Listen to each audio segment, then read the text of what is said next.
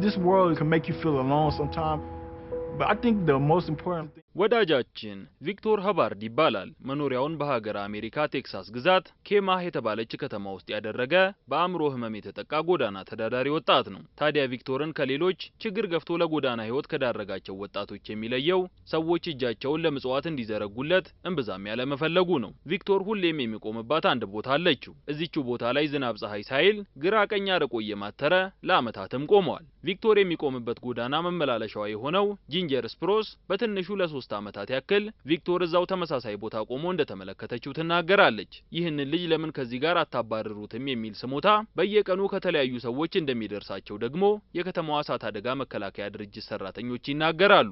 ቪክቶር ለአመታት አንድ ቦታ የመቆሙ ሚስጥር ታዲያ ምን መሰሉት? እናቱ ነች። አዎ ቪክቶር ቀን በቀን እየተተካካ አመታትን ቢፈጥርም ተመሳሳይ ቦታ ቆሞ የሚጠብቀው እናቱን ነበር። ዓለም አንዳንድ ጊዜ ብቸኝነት እንዲሰማ ታደርጋለች። ነገር ግን በህይወት ልታደርገው የሚገባ ትልቁ ነገር ምንጊዜም ሰዎች በፈለጉ ጊዜ ከጎናቸው መገኘትን ነው የሚለው ቪክቶር ሁሌም እዛ ቆም የነበረው እናቴ ከተመቻትና ልትፈልገኝ ከመጣች እንድታገኘኝ ብዬ ነው። ድንገት ፈልጋኝ ከመጣች ያ ቦታ ነው ልታገኘኝ የምትችልበት ቦታ ሲል ይናገራል። ቢሆንም ግን ቪክቶር እናቱን ፈልጎ ማግኘቱ ባይሳካለትም ባለችበት ሆና እናቱ ደህና መሆኑን እንድታውቅ ለማድረግም በሚል ነበር ተመሳሳይ ቦታ ሐሩር ቁርስ ኃይል አመታትን ቆሞ ማሳለፉ።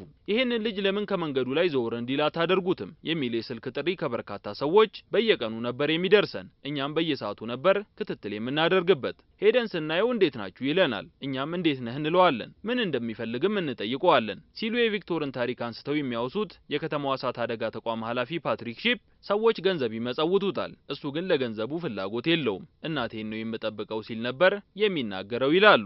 መኪናዬን እየዘወርኩ ባጠገቡ ሳልፍ በትንሹ 3 አመታትን አስቆጥሬያለሁ። ዝናብ ሆነ ፀሐይ ግድ ሳይሰጠው ሁሌም እዛው ቦታ ላይ ቆሞ ነው የሚታየው። እናም ለምን ቆሜ ያላናገረውምና ምክንያቱን አልጠይቀውም ብዬ ወሰንኩ የምትለው ጂንጀር ነገሮች በዚህ ሁኔታ እንዳሉና የእሳት አደጋ መከላከያ ሰራተኞቹ የቪክቶርን ታሪክ የከተማው ሰው እንዲሰማ ማድረጋቸውን ተከትሎ እነሱ ታንክስ ጊቪንግ ሲሉ የሚጠሩት አመት ባላቸው ዘንድሮ ሲከበር ነበር። ጂንጀር እንደ ልማዷ መኪናዋን እየዘወረች ቪክቶር የሚቆምበትን ጎዳና ስታልፍ በቆመበት ቦታ ሰዎች የመጸወቱት ምናልባትም 5 ቤተሰብን አጥግቦ መመለስ የሚችል ምግብ ተከምሮ የነበረ ቢሆንም ቪክቶር ግን እንደ ሁል ጊዜው አርቆ እያየ ቆሞ ነበር ትላለች። እናም ይህን ጊዜ ነበር ባለቤቴ ለምን ከኛ ጋር እንዲኖር አናደርገውም የሚል ሐሳብ አቅርቦ ቪክቶር የቤተሰባችን አባል ለመሆን የበቃው ስትል የምታውሳው ጂንጀር ቪክቶር ይህን ነገር ያደረገው ልቡ በፈቀደው መንገድ ተጉዞ ነው።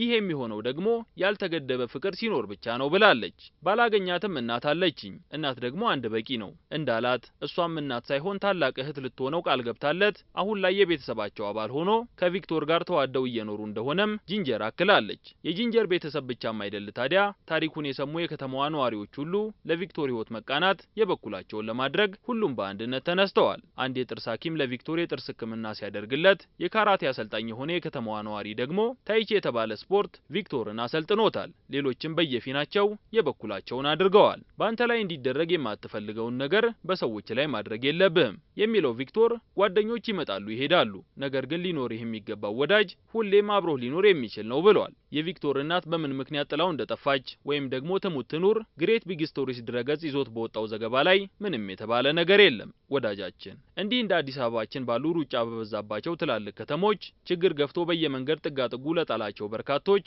5-10 ሳንቲም ወርውረን ከማለፍ ውጪ ታሪካቸውን ጠጋ ብለን ለመስማት የሞከርንበት አጋጣሚ ምን ያክል ይሆን? ልክ እንደ ቪክቶር በትመጣለች ተስፋ እናታቸውን እየጠበቁ ያሉ ስላለመኖራቸውስ ምን ያክል እርግጠኛ መሆን ይቻላል?